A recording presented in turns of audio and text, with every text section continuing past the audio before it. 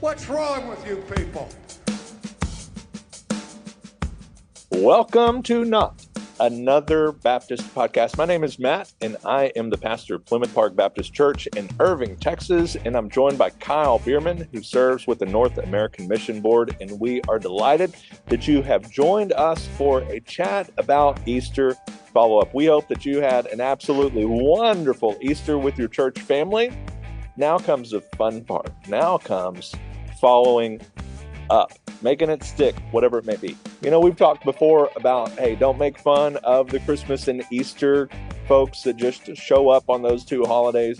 Hey, how are you going to pursue them? How are you going to follow up with them? And so this is now after Easter, so we are going to assume that literally everything in the world went right, that there was no problems with your sound, no problems with your lighting. All of the slides just moved as smooth as butter. Had no issues whatsoever. Greatest sermon ever preached at such and such Baptist church. Great invitation. The altar was full, everything else. Now we come to the follow-up. Obviously, we know that, maybe you did not have that same experience. Maybe the slides acted up a little bit. Your lights went off mid-service. Sound had some feedback. Maybe nobody came forward. But hopefully you had a few folks that filled out a guest information card, visitor information card, and now let's talk through some ways to follow up. Now, it is now Friday. Easter was a few days ago, and so now it's a little too late for this one. Usually my first one is if I get the invitation card, I will send a text right then to that person. Hey, this is Pastor Matt. Thank you for joining with us. And so it's not too late to do that, but it is not the, Sunday afternoon. It's not Monday morning. So if you have that and you have a number for them, step one, send them a text. If your church is like 10,000 people strong, maybe you're not going to send a personal text message to each and every visitor, but people listening to this are probably not in that demographic. Take whatever number you got that's a cell number and just send them a text. Say, hey, my name is Pastor Matt Hensley. Just wanted to thank you for worshiping with us on Easter and just wanted to see if there was anything I can pray for you about. Like something simple like that that's just not off-putting or a heavy-handed, hey, will we see you this Sunday? Something like that. Just go at it a little slow. Say, hey, is there anything going on that we can be praying for you about? And then send that and see what happens. Kyle, why do you think maybe a text message would be great? Well, a text message is non-threatening, right? You're not going to interrupt anything when you send a text message. They can respond to that at their convenience. Isn't it weird that how in our world now, like a phone call is disrupting, right? Because inevitably, no phone call ever comes in at a good time. No. when you can answer it, right? So it's always going to come in the middle of a conversation, or I mean, for me, if I haven't been on the phone all day long, as soon as I call someone, I'm going to get two calls. They come in right at that moment. Yeah. So a text message is, again, it's a very simple way to respond, and it gives folks the option to respond whenever they're able to do that. Yeah. And here's the great thing: if you have important information in a text message, folks can find it, right? Where they're not having to go back and think, man, what did he say in that phone call? Yeah. When I was probably thinking about something else. Yeah. What was the important information that he told me, right? If it's in a text message, it's there. They can go back and look at it and be reminded. For sure. So since this is Friday now, our take is ultimately text as soon as possible. Send a text. That also shows that you're approachable. That you're the pastor of the church or one of the pastors of the church, and you care enough about them that you're going to give them your own personal cell phone number. And with that, you got to be good with that. And so if you're not approachable, probably don't do that one. Skip that one and go to the next one. But that's one that from the beginning, I know a pastor in Plano, Texas, good buddy of mine, Craig Kurt. Our girls call him CC. He is three of our girls' favorite friend of mine. They have all of my friends ranked, and Craig Curry is number one for three of them. They call him CC. Craig, during the welcome, I think it's the welcome at the church, throws his personal cell phone up there and says, "Hey, send me a text and tell me you're here." And in the afternoon, he follows up with every single one of them and thanks them for coming and everything else. And large church, pretty large church, throws that up there.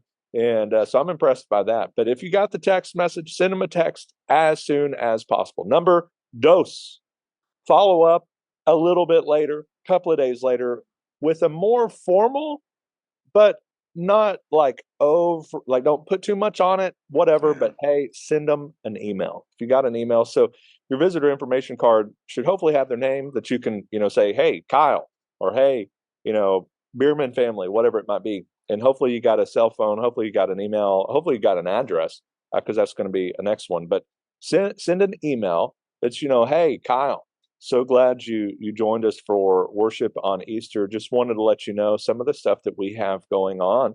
On Wednesdays, we have our kids programs, our youth programs, our choir programs, a prayer meeting. And Sundays, we have Sunday school at 9:30 and worship at 10:45. Would hope to see you soon." Like something really simple. If I can answer any questions about our church, about plugging into the church, just a simple, engaging follow up with them by email. Kyle, talk us through that one, why that helps. Yeah. So again, people are busy, right? Maybe they got a text message, and for whatever reason, they weren't able to respond at that moment, and it got buried within a few minutes by other text messages. Especially if you're like Matt and you have like 3,000 unread text messages, and it takes 3 days to respond when I send you something. Excuse me. To fact check this right now, that number is 27. Oh, okay. Also, Okay. because last night I went through and Deleted the other 3,000. Deleted the other 3,000. Yeah. So again, a follow up, it can be just a simple reminder, right? And in their mind, it might spark, "Oh yeah, I meant to respond to that thing, and now I can," right? Or, "Oh yes, I wanted to put that thing on my calendar, and now I can." It's just a reminder, right? It's not to keep badgering them, but it's just a simple, "Hey, yes, we are really glad that you're here, that you came, and here's some things that you can do to follow up with that." Yeah. So yeah, good idea. And if you're open to it and willing to receive it humbly and everything else, ask them how their visit went. Yeah. Were you welcomed? Were you encouraged by the preaching, or whatever it might be? Get their feedback on the service, and almost use that as a way to maybe improve. And because that's sometimes we see all of the same stains in the carpet, we see all of the same cracks in the the walls or whatever else, and maybe that's where you're just reminded that there's some stuff that we kind of need to address around here. Like we didn't know where to go, or we felt like we didn't like the kids room could use a little work, whatever it might be. Like be willing to take that that feedback and do something about it. Follow that up with a couple of days after that, maybe the next week, something along those lines. If you got an address, maybe you drop off some home baked cookies. Churches that are small enough, you might have some ladies that say, "Hey, we had a number of visitors for Easter, would love to have some home baked cookies that we can take to them, and give them as a gift." And then go and follow up and either drop it off. Don't belabor the point. You don't have to sit there and try and invite yourself in, but hey, it's either you or somebody else from a church, maybe even better, the Sunday school teacher for that class, that you could pass that on to another person. So it's not just you doing all of the follow-up. Pass this on a bit.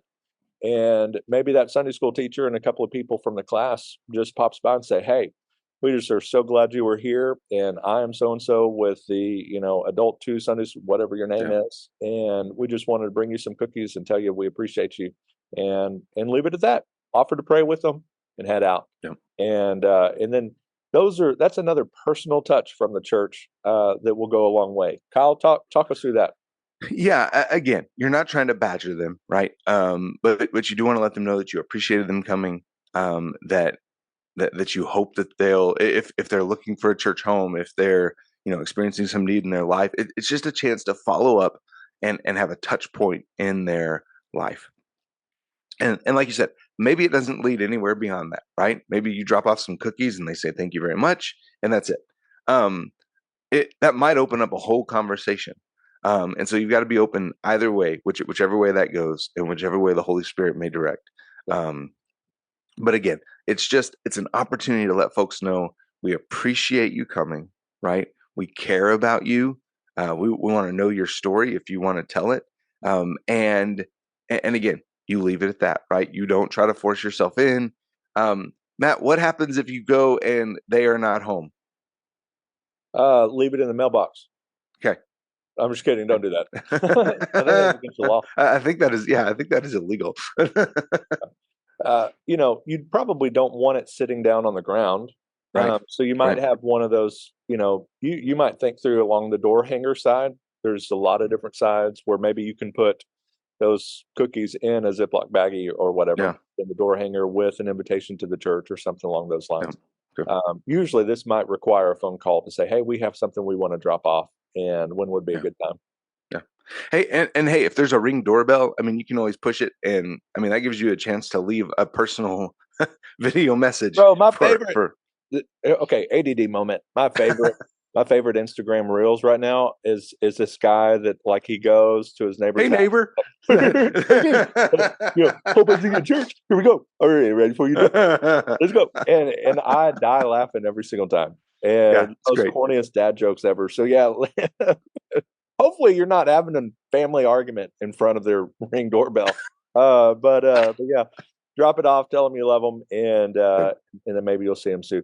Basically, just think through a steady, non-badgering thing. So you're not wanting to send the text, the email, and knock on the door within an hour of one another. You're wanting to kind of spread this out. Let them know that you actually do care, and it will go a long way. So a text message as soon as possible, email maybe midweek, couple of days later, and then follow up with some kind of a personal visit of some kind, maybe a Sunday school teacher, if it's a youth or whatever, the youth pastor or youth director, whatever it might be, and just let them know you care. And another one, I mean, phone can be one, give the call, but kind of like we talked about before, a lot of people just don't want to be on the phone. And so I don't recommend the phone. I know plenty of people that do. It's fine. It's not a horrible thing, but I don't like being on the phone. So usually I kind of go by the golden rule there. Unless they want me to call or they call, I usually don't use the phone. So, and I would say in each of these, right, give an opportunity for them to follow up as well, right? So, if obviously it's a pastor, you probably don't want to do coffee with a female by yourself. But you can say, hey, here are some follow-up opportunities. If it is a male, you can say, hey, I would love to grab lunch or coffee. If it's a family, I would love to grab lunch or coffee with y'all sometime soon. But give opportunities for follow-up where then you can meet them and get to know a little bit deeper about their story and what brought them to your church. And maybe that's a spot where you can really dive in and say, tell me about your visit. That would give a great opportunity in a non-threatening environment to get some feedback about how well your church is doing some things connecting with first-time guests. Yep. Well, we hope you had a wonderful Easter and that the Sunday following Easter is great too. You may not have record-setting attendance, or you might. Who knows? Maybe every single person that came on Easter will come back, but most likely they won't. But Christ is just as risen today as he will be Sunday and as he was on Easter Sunday. And so proclaim it and keep trusting him to lead, guide, and direct your wonderful church as y'all revitalize, as you replant, as you continue to grow, and ultimately continue to aim to glorify him. Kyle, send us out. Yep. Hey, thanks for listening. And until next time, may your coffee be as black as night and as bold as the gospel you declare. What's wrong with you people?